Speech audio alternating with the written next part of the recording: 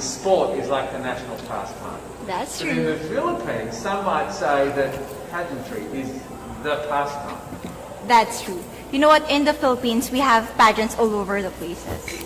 Yes, we have pageants in the barangay, in school, national, local. That's why we really love Miss Universe. It's like it's giving pride and putting the Philippines back on the pedestal. That's why there's an added pressure as a candidate coming from a pageant-loving country.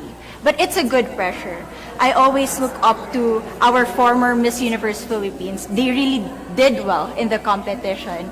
And now this is my time to show who I am, to offer what Rabiya can show to the rest of the universe.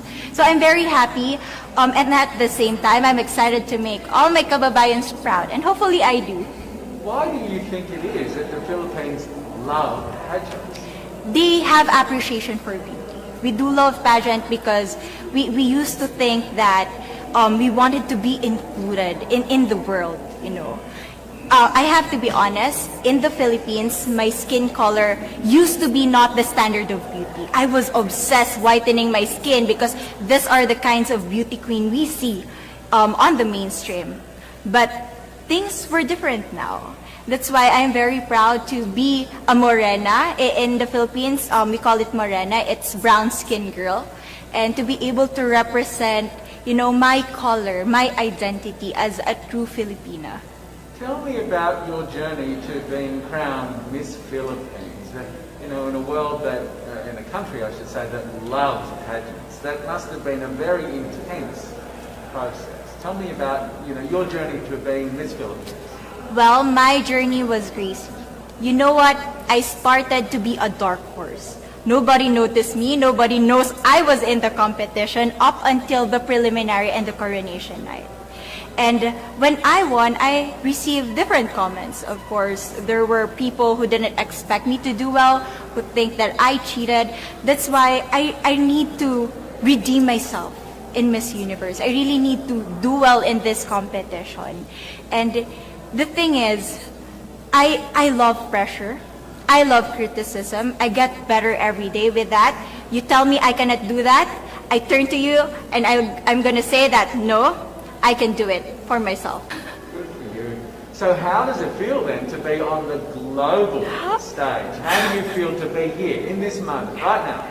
It's crazy, but I'm overwhelmed with the support, not just from the Filipino community, but also from Thailand, Latin countries who do appreciate me as a candidate, as a person. It motivates me that I am beautiful, I can offer so much in this world, and when somebody believes in you, it gives you that extra energy to really do well and perform well. Do you have a sense with the girls, all of the girls competing, you're competing, but is there a sense of camaraderie with all of the girls? Is there like a real spirit to, sort of motivate each other to do better?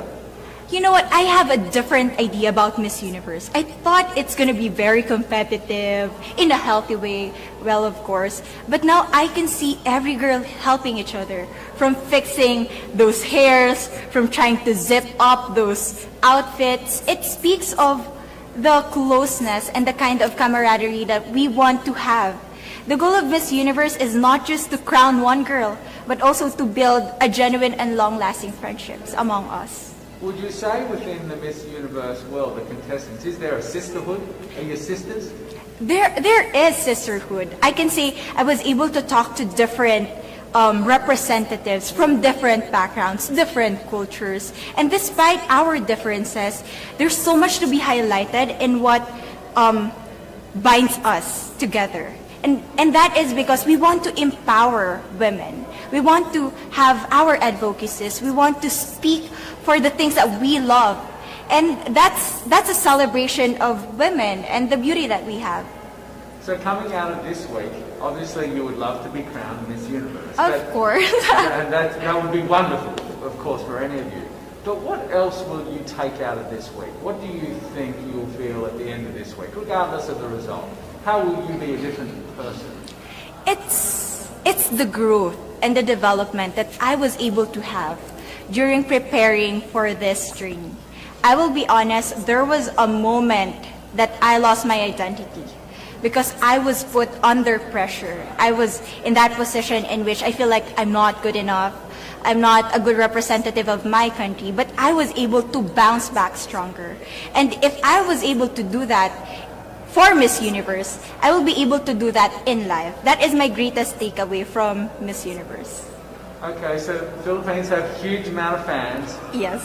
I want you to give us a little bit of a message to the fans here and at home. But send a message. What would you say to all the fans in the Philippines? To all my fans from the Philippines and from all over the world, maraming salamat po. Thank you so much for loving me and for believing in me. It means a lot to somebody who is so naive in this industry, who has no idea how to become a beauty queen on the first day of my journey. But because of your love and support, I was able to be the woman that I am today. And regardless of the result, I may or I may not win the crown, but one thing is for sure, I'm gonna make you all proud.